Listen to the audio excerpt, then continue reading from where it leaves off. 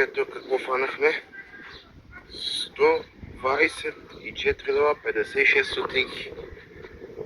Свърши ми паметта на телефона, затова в скатера нямах памет да го запиша. Даде ми 5 стотинки, да ви покажа петицата, направих скриншот.